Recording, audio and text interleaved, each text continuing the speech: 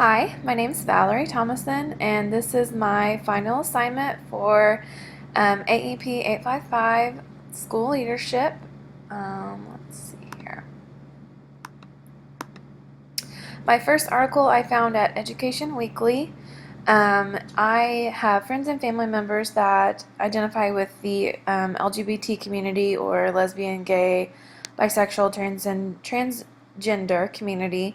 So this is something that really interested me, and so I specifically searched for this type of topic to look at.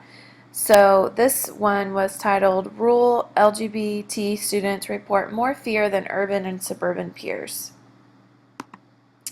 Basically, the summary of this was that they reviewed a study about LGBT students in rural areas compared to urban and suburban areas.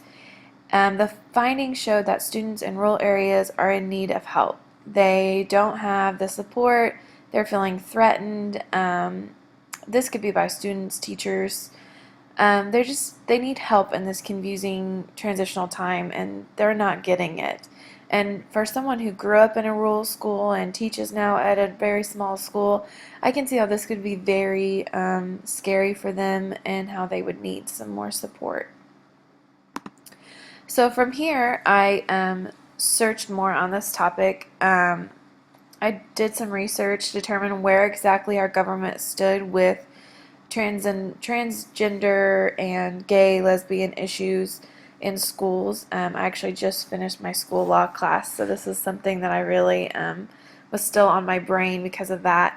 So I found the second article at the ACLU website, and it was called Standing Up for the LGBT Students on the House Floor. The summary of this article is just that they discuss the current position of the SNDA Act. It's the Student Non-Discrimination Act. This act was not allowed a vote on the floor. They said, well, no, we're not going to vote on it. But many representatives stood up and discussed the need for the act and why we should pass an act like this. And they discussed the need for every student to have a safe environment to learn and grow in, which I think is very important because we do so much to accommodate students who have disabilities for reading or ELL students, things like that. This is a new type of student that we're going to have to learn to accommodate and support, so especially in rural areas.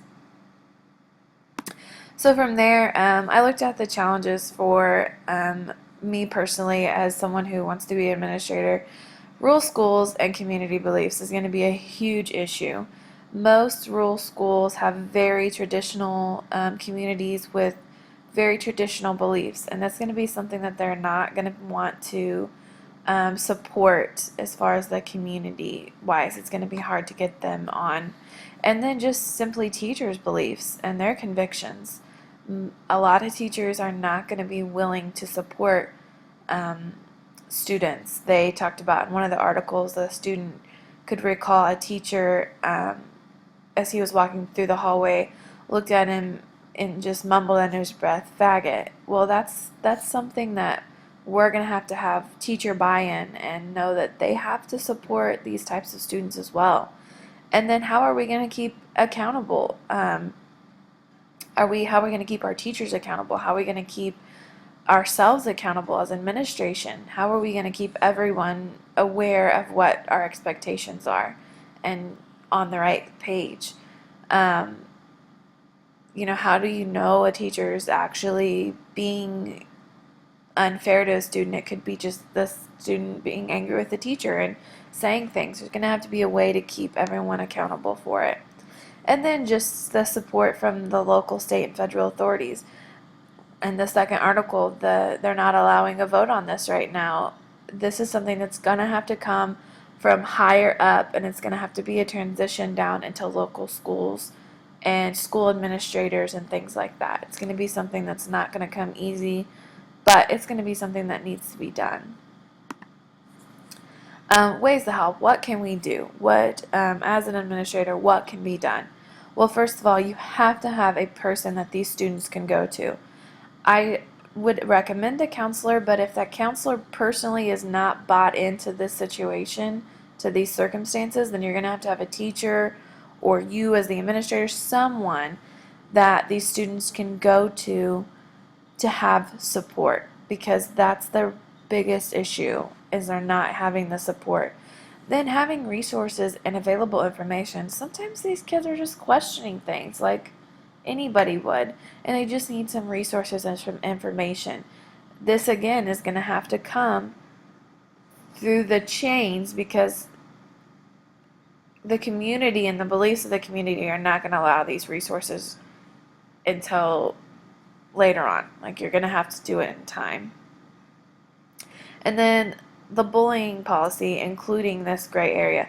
A lot of schools have bullying policy. A lot do not include any description or any part of lesbian, gay, bisexual, transgender in any of it. This has got to be included. You cannot allow these students to be scared to go to school. And lastly, but most importantly, you have to find some way to make all students feel safe and supported. That is our goal as administration. That is our goal as teachers. That is our goal as human beings, is for people to feel safe and that they're supported. And if we cannot support this growing number of students in our schools, it's going to be terrible for them. I hope that no student ever has to feel scared to go to school or ashamed of the way they are. I hope that we can learn to support these students and what they are going through.